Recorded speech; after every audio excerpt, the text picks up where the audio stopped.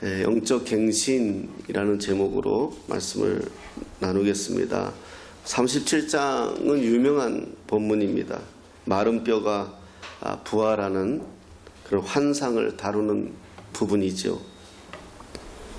먼저 오늘 본문 1절에 보면 여호와께서 권능으로 내게 임재하시고 그의 영으로 나를 데리고 가서 골짜기 가운데 두셨는데 거기에 뼈가 가득하더라, 이렇게 시작합니다. 이 말을 직역하면 하나님의 손이 내 위에 임하자 그는 나를 여호와의 영으로 이끌어내었다, 이렇게 번역할 수도 있습니다. 하나님의 손이 임한다라는 표현은 에스겔서에서 자주 사용되는 표현입니다. 하나님의 손을 다르게 표현한 것이 오늘 본문에서 나오는 하나님의 영이 이렇게 표현되지요. 실제 에스겔 11장 5절에서도 하나님의 영이 내게 임하여 이르시되, 이렇게 말씀합니다. 하나님의 영이 내게 임했다, 이 말씀은 에스겔 선지자가 하나님의 영에 내가 완전히 사로잡혔다, 이런 의미를 가집니다.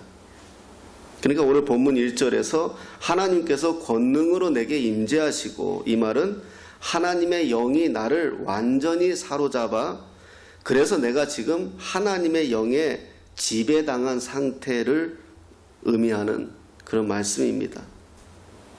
그럼 왜 하나님은 에스겔을 강권적으로 이끄시는가? 이것은 나를 데리고 갔다, 이 표현에서 우리가 알 수 있어요. 어디로 데려갔습니까? 뼈가 가득한 골짜기 표현합니다. 하나님께서 하나님의 영으로 에스겔을 강권적으로 마른 뼈가 가득한 골짜기에 던져진 것입니다. 자, 이게 에스겔의 소명이에요. 그러니까 던져졌다, 이렇게 표현해요. 저와 여러분들도 마찬가지로 세상에 던져졌어요. 그리고 또 우리 꿈꾸는 교회로 던져졌어요. 여러분의 직장으로 던져졌어요. 선교하러 외국에 나가보면 선교사님들이나 보냄을 받은 우리나 하나님이 강권적으로 우리를 이곳에 보내셨다는 사실을 깨닫게 돼요. 여러분, 우리가 꿈꾸는 교회에 와서도 이것을 경험하지 않습니까? 내가 여기에 던져졌다는 거예요. 내가 여기에 보냄을 받았다는 거예요. 근데 성경은 던졌다고 표현하는데 이걸 한번 찾아볼게요. 마가복음 1장 12절에 이런 말씀이 있습니다. 시작. 성령이 곧 예수를 광야로 몰아내신지라, 이렇게 표현합니다. 아멘. 몰아내신지라. 예수님을 광야로 몰아냈다, 이렇게 표현해요. 좋은 표현도 많을 텐데 몰아냈대 표현해요. 몰아냈다. 이 말은 액발로라는 말인데, 에크발로라는 말인데 집어던지다, 이런 의미예요. 집어던지다. 그러니까 예수님을 성령께서 예수님을 광야로 집어던졌다, 이런 표현이에요. 그러니까 우리는 다 집어던져진 사람들이에요. 세상에 집어던져졌어요. 교회로 집어던져졌어요. 직장으로도 집어던져졌어요. 우리가 만족하는 직장이 얼마나 있겠고, 만족하는 교회가 얼마나 있겠고, 만족하는 가정이 얼마나 있겠어요? 없어요. 우리 자녀들에게 너희 가정에 지금 만족하니? 너희 부모에 만족하니? 프로테이지 안 나와요. 제가 청소년 사역할 때 해봤어요. 10몇 프로도 안 나와요. 우리 집에 만족 안 한대요. 부모님 앞이니까 너나 좋아하지? 그러니까 시퍼런 눈으로 쳐다보는데 그럼 안 좋아한다 하겠어요? 그래요. 여러분 직장도 그렇지 않나요? 여러분 직장에 만족하는 사람이 얼마나 있어요? 던져진 거예요. 여러분 교회에 만족하는 사람이 얼마나 있어요? 던져진 거예요. 하나님에 의해서 우리가 던져진 거예요. 그게 소명이에요. 예수님도 마찬가지예요. 그래서 우리가 그리스도인들은 자원병이 아니에요. 내가 스스로 원해서 한 것이 아니라 다 징집병이에요. 하나님이 강제로 끄집어낸 거예요. 그래서 갖다 붙인 거예요. 그 부부도 마찬가지예요. 내가 사랑했어요. 우리 그리스도인들은 내가 사랑해서 이 사람을 선택했다고 이야기하지만 성경적으로 보면 내가 사랑한 건 맞지만 붙여주신 건 하나님이에요. 그래서 우리가 주례할 때 하나님이 맺어준 거를 사람으로 인해서 깰 수 없다 이렇게 선포하는 거예요. 예. 그러니까 어제 우리 주례하시는 선생님도 교수님도 그렇게 하시는데 은혜 받았어요. 참으라. 길이 참으라. 부부생활도 참는 게 능력이에요.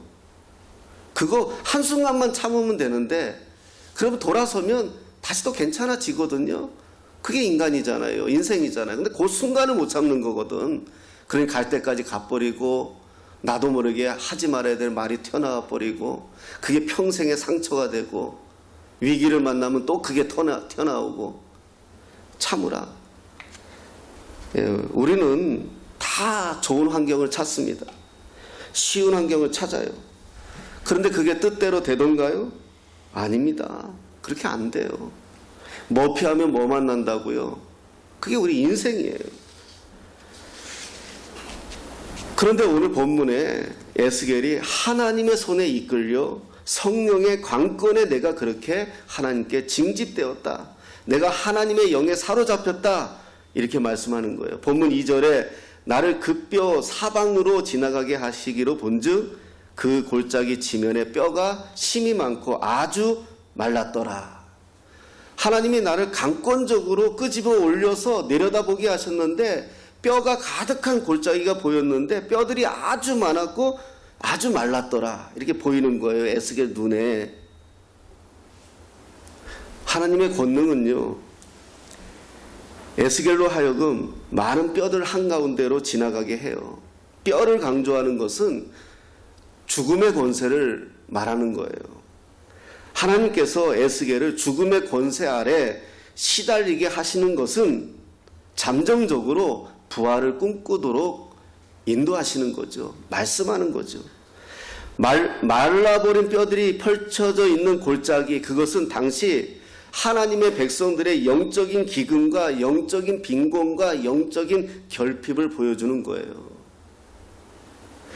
지금 에스겔 37장에는 어떤 배경이냐 하면 이스라엘 백성들이 정확한 유다죠. 이스라엘이 두 개로 쪼개졌었거든요. 위에가 북이스라엘, 밑에가 남유다예요. 그러니까 정확하게는 유다, 남유다 백성들인데 통칭해서 그냥 이스라엘 백성이라고 할게요. 바벨론에 의해 가지고 완전히 박살나요. 그래가지고 다 포로로 끌려간 거예요. 바벨론은 지금의 어디냐? 이라크 지역이에요. 그러니까 지금 포로로 지금 몇 년째 살고 있느냐? 지금쯤은 한 13년 정도 된 거예요. 포로 생활을. 12년, 13년이 된 거예요. 이스라엘 백성들이. 그러니 그들이 지금 남의 나라에 와서 포로로 끌려와가지고 허드렛 일 하면서 그 마음들이 어떻겠어요? 그럼 이 상태라는 거예요. 그런데 3절에 하나님께서 에스겔에게 도전적인 질문을 하십니다. 그가 내게 이르시되 인자야 이 뼈들이 능히 살겠느냐 이렇게 질문하는 거예요. 뼈들을 보여주시면서 에스겔에게 야 이 뼈가 살겠어? 묻는 거예요. 그런데 에스겔의 대답을 잘 보면 돼요. 에스겔의 대답이 뭐라고 대답합니까? 내가 대답하되 주 여호와여 주께서 아시나이다. 그런데요, 이 말은요, 부정문이에요. 부정문이에요. 예. 자, 이 말은 이런 말이에요. 그 주님만 아시죠? 이런 뜻이에요. 쉽게 얘기하면 주님만 아시죠? 나는 모릅니다. 나는 할 수 없습니다. 나는 할 수 없다고 생각합니다. 하나님은 하실 수 있지만 나는 못해요. 이 고백이에요, 에스겔이. 이 고백 속에 에스겔의 마음을 우리가 읽을 수가 있어요. 여러분, 목회자의 가장 큰 고민이 무엇인지 아십니까? 교회 부흥요? 물론 그래요. 하지만 냉정하게 생각하면 그것도 아닙니다. 그건 주님의 영역이니까요. 정말 목회자들의 고민은 맡겨진 성도들이 영적으로 성장하지 못하는 거예요. 자라나지 않는 거예요. 지금 에스겔이 이렇게 대답하는 이유는 에스겔 1장에 보면 포로로 끌려온 지 6년 만에 그발 강가에서 자기 땅을 바라보며 기도할 때 하나님의 영광이 임재해서 에스겔을 불러요. 그래서 너는 지금부터 하나님의 말씀을 선포해라. 그래서 에스겔이 그때부터 7년 동안, 지금까지 한 7년 걸린 거예요. 7년 동안 하나님의 말씀을 계속 선포했어요. 하나님이 반드시 우리를 이스라엘로 돌아가게 할 것입니다. 하나님이 반드시 우리를 포기하지 않았습니다. 계속 선포하는데 이스라엘 백성들은 마음이 닫혀 있는 거예요. 왜? 포로로 끌려와 있는데 전하는 니도 포로고 나도 포로고 니 꼬라지나 내 꼬라지나 똑같은데 희망을 발견하지 못하는 거예요. 소망을 발견하지 못하는 거예요. 그래서 에스겔이 그렇게 고백한 거예요. 하나님께. 하나님은 하실 수 있어요. 하지만 나는 못해요. 이런 고백인 거예요. 목회자들의 가장 고민이 그거예요. 세월이 지나면서 하나님의 말씀으로 잘 성장하고 잘 세워지고 자기의 자리에서 굳건하게 서줘야 되는데 그러지 못하고 어떤 부분에서 넘어지고 힘들어할 때마다 정말 가슴이 아픈 거예요. 그게 에스겔의 심정이에요. 그래서 하나님께서 에스겔을 강권적으로 끄집어 올려서 그냥 집어 던진 거예요. 보라는 거예요. 뼈다구들을 보라는 거예요. 이걸 내가 능히 살릴 수 있겠느냐? 질문한 거예요. 그런데 에스겔은 아멘이라는 답이 안 나온 거예요. 주님은 하시죠. 에스겔은요, 애썼어요.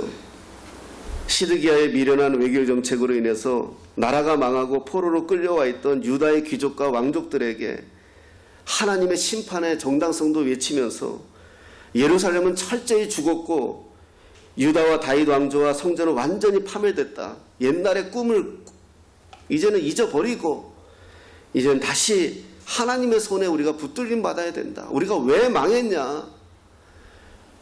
우리 가문이 왜 망했고 우리 집안이 왜 망했고 내가 왜 망했냐? 하나님이 수없이 기회를 주었고 하나님이 수없이 역사했지만 우리 귀가 닫아져 있던 거 아니냐? 수없이 외쳤어요. 그런데 돌아서지 않는 거죠. 그런데 지금 에스겔에게 하나님이 나타나신 거예요. 기회죠.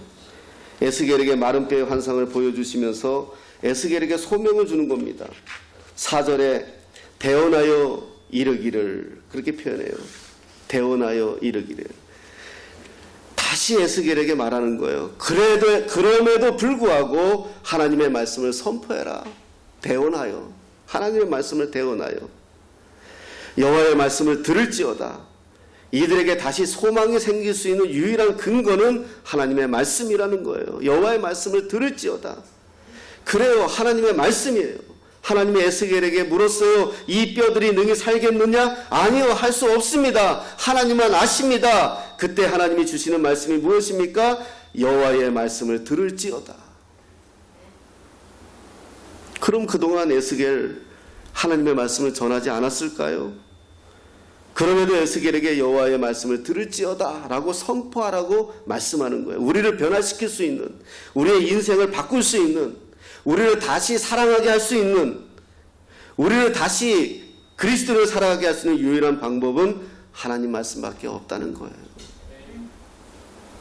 인간의 철학이나 윤리나 도덕이나 인간들의 방법 가지고는 안 된다는 거예요.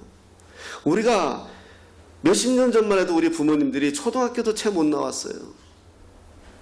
지금 우리나라에 대학 안 나온 사람들이 없어요. 그럼 잘 살아야죠. 문제 없어야죠. 왜 세상이 더 악해지고 더 문제가 생길까요?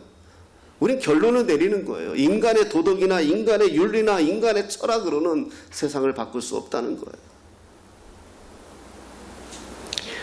이사야 55장 11절에 이렇게 말씀하십니다. 우리 읽어보겠습니다. 시작.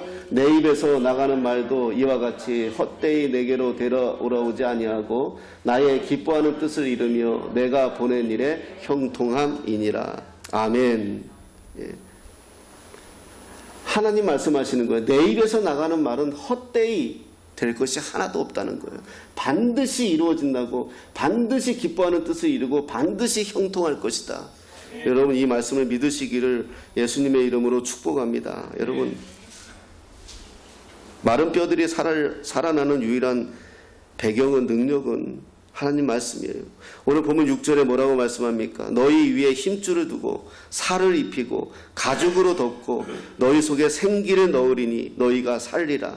또 내가 여호와인 줄 알리라 하셨다 하라. 7절에 이에 내가 명을 쫓아 대언하니 대언할 때에 소리가 나고 움직이더니 이 뼈 저 뼈가 들이맞아서 뼈들이 서로 연락하더라. 여러분, 성경에서의 부흥은 소생이에요. 소생. 살아나는 거. 하나님의 말씀이 선포되자 살아나는 거예요. 힘줄이 생기고 살이 생기고 가죽으로 덮여요. 여러분, 힘줄이 생긴다. 여러분, 힘줄 생겨야 돼요. 그래서 세상 가서 좌절하지 않아요. 힘줄이 있어야 돼요. 그래 세상 가서 별거 아닌 거에 넘어지지 않아요. 말 한마디에 넘어지고 직장 상사 한마디에 마음이 꼬꾸라지고 힘줄이 생겨야 돼요. 담대함이 생겨야 돼요. 하나님의 말씀이 그 능력을 한다니까요. 살아나요. 살이 생기고 맷집이 생겨야 돼요. 우리 인생 살아가는데 맷집이 있어야 돼요. 한 대 줘 맞았다고 넘어 자빠져 버리면 아무것도 못해요. 링컨이 몇 번 투표에서 떨어졌습니까? 우리는 맷집이 있어야 돼요. 인생도 맷집이 있어야 된다니까요. 세상 나가서 한마디 해도 웃어 넘길 수 있는 맷집이 있어야 돼요. 그 한마디에 좌절하고 그 한마디에 상처받아가지고 꼬꾸라지면 아무것도 못하는 거예요. 가죽으로 덮여야 돼요. 그런데 중요한 것은 힘줄도 생기고 살도 생기고 가죽으로 덮여도 이건 고깃덩어리예요. 고깃덩어리. 문제는 뭐죠? 생기예요. 생기. 이게 함정이에요. 하나님의 말씀을 들어서 힘줄도 생기고 하나님의 말씀을 들어서 살이 오르고 하나님의 말씀을 들어서 가죽도 덮였는데 그 안에 생기가 없으면 아무짝에 쓸데가 없어요. 그냥 고깃덩어리예요. 그런 그리스도인들이 여기서 많이 멈춰요. 제가 목회를 하면서 청년들을 지도하면서 늘 느낀 게 뭐예요? 이제 좀 세워요. 이제 힘줄이 좀 생겨요. 이제 좀 살이 올라요. 이제 가죽으로 좀 덮여서 구실을 해요. 맨날 아버지한테, 맨날 엄마한테, 맨날 옛사랑한테 그런 상처받았던 거, 좌절받았던 거, 맨날 그 직장 상사한테 그런 군대에서 그런 핍박받았던 거 거기에 사로잡혀가지고 맨날 끙끙거리던 20대 30대 청년들이 그렇게 대학까지 공부했으면서도 말 한마디에 자빠지고 넘어지는 것들 교회에서 말씀으로 세우고 기도로 세우고 이제 조금 얘가 좀 사람 구실하겠다 싶으면은 팍 자빠져 버려요. 소주 한 잔에 자빠지고 또다시 만난 여자 말 한마디에 자빠지고. 왜 그럴까요? 힘줄은 있고 살은 있고 가죽은 덮였는데 생기가 없는 거예요. 생명력이 없는 거예요. 살아내질 못하는 거예요. 늘 주눅들어 살고. 우리 청년들이 그래요. 그 청년들이 찾아가는 데가 어디예요? PC방이고 그 청년들이 찾아가는 데가 어디예요? 이상한 방. 대한민국 무슨 방이 그렇게 많은지요? 뭐 키스방. 세상에 키스도 가서 하면 키스도 돈 주고 한대요. 그럼 난 우리 집사람한테 돈을 도대체 얼마 줘야 돼? 앞으로는 와이프들이요 남편들한테 키스할 때 돈 받고 하세요. 참 세상이 그래. 무슨 안마방, 무슨 뭐 키스방, 무슨 노래방. 왜 그렇게 방방이 많은지 우리나라는. 외국 사람들이 와서 놀란대요 도대체. 다 이거 은큼한 밀실 숨어서 하는. 그런데 익숙해서 그래요. 서양 사람들은 다 들판으로 나가 노는 거 좋아하지 어디 숨어서 노는 거 안 좋아하거든요. 술을 먹어도 가든 파티하는 걸 좋아하지. 다 그렇게 숨어서 스트레스 해소하려고 그러고 자기 존재를 확인하려고 그러고 돈 몇 푼 주면서 술집 여자가 아이 당신 참 멋지다 거기에 그냥 자기 존재 확인하려고 그러고 당신 이쁘다 그런 소리에 그냥 생기가 없어서 그래요. 생기가. 껍데기만 있으니까.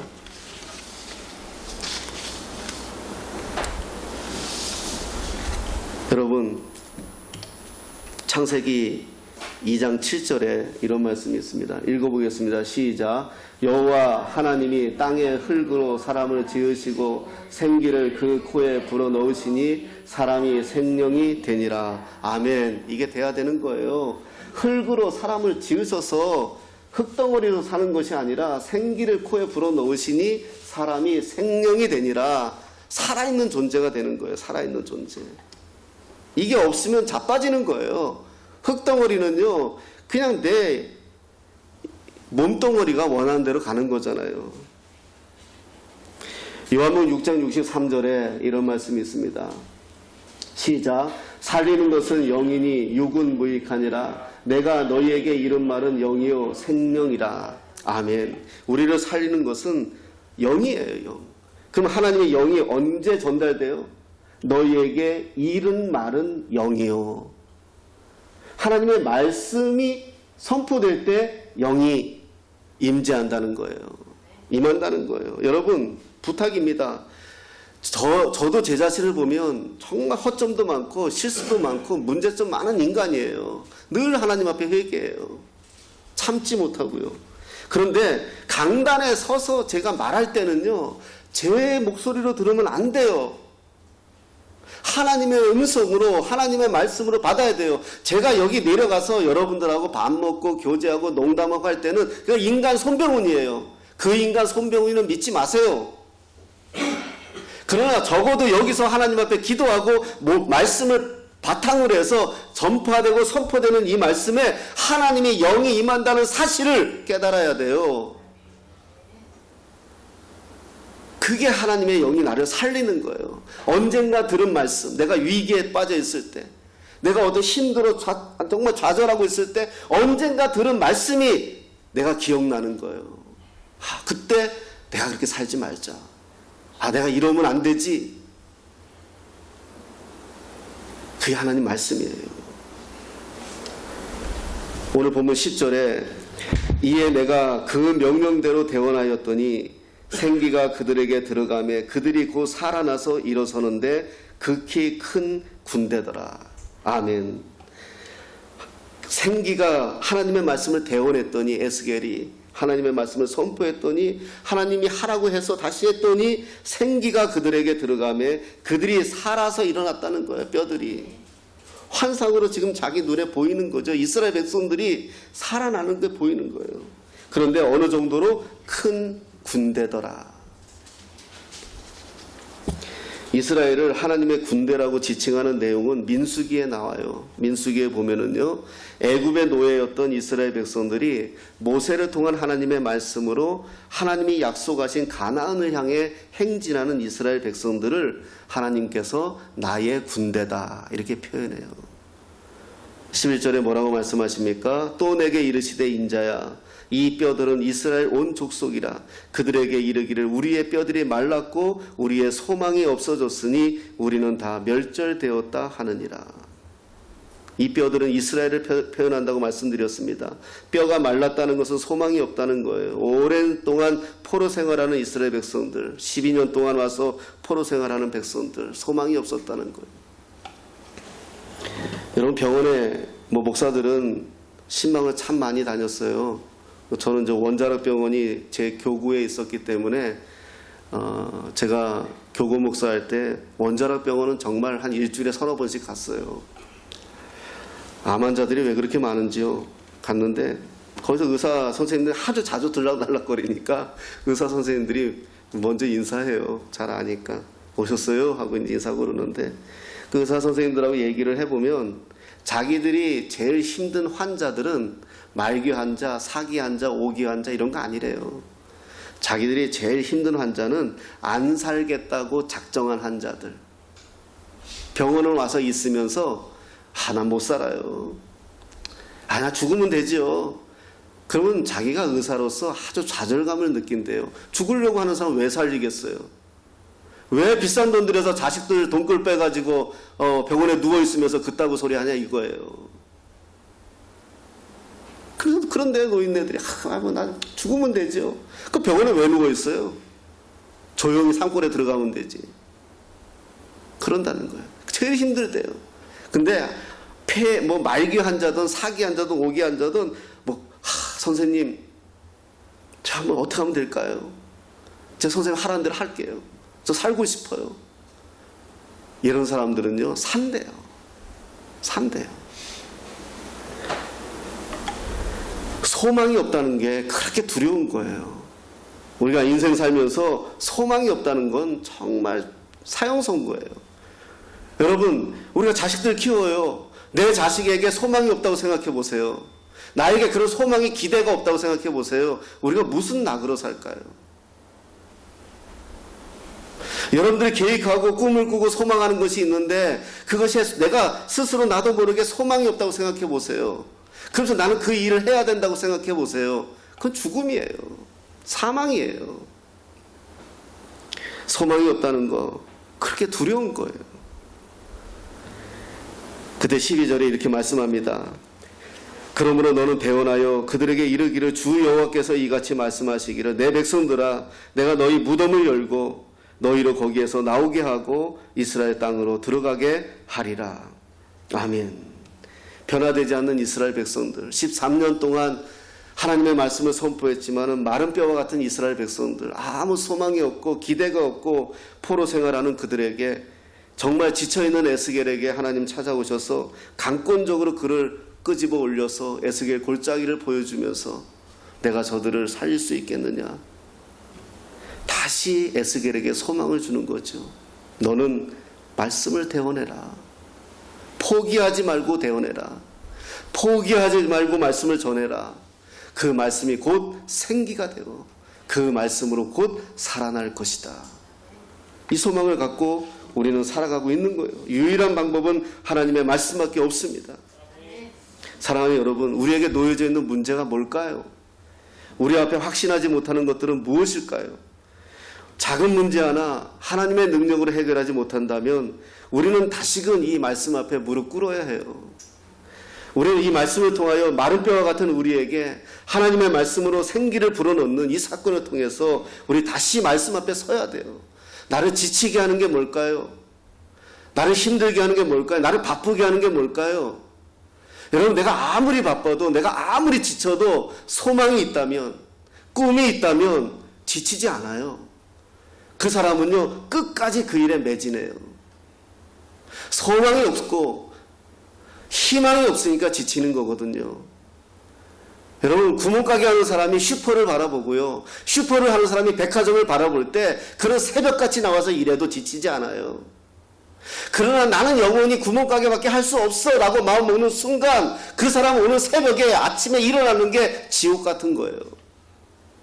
나는 이 회사에서 난 대리가 될 거야, 차장이 될 거야, 부장이 될 거야, 적어도 내가 이 회사를 선택했다면 나는 임원이 될 거야 라고 소망하는 친구는 어떤 바람이 불어도 지치지 않아요. 왜? 내 꿈이 더 크니까요. 내가 돈을 벌어서 내가 어떻게 살 거야, 어떻게 할 거야 라고 생각하는 사람은 새벽같이 일어나서 직장으로 달려가더라도 지치지 않아요. 소망이 없기 때문에. 돈 벌어서도 뭘 해야 될지 모르고, 나는 왜 돈 버는 기계인가, 난 오늘 한 달 벌어 한 달 살아야 되니까. 그러면 가기 싫은 거예요. 소망이 없는 거예요. 우리 인간은 뼈와 힘줄과 가죽과 이 몸뚱아리는 소망이 없을 수밖에 없어요.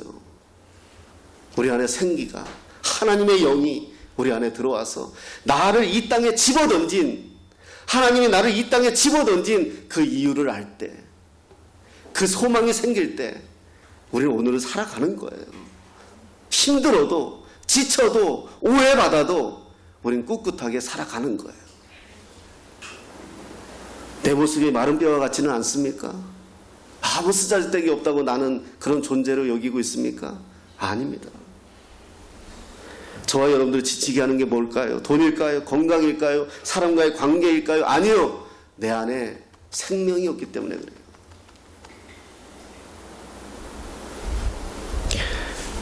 하나님의 말씀이 끊어질 때 우리는 스스로 메뚜기 같다고 여길 것입니다. 그때는 방법이 없어요. 그럴 수 없습니다.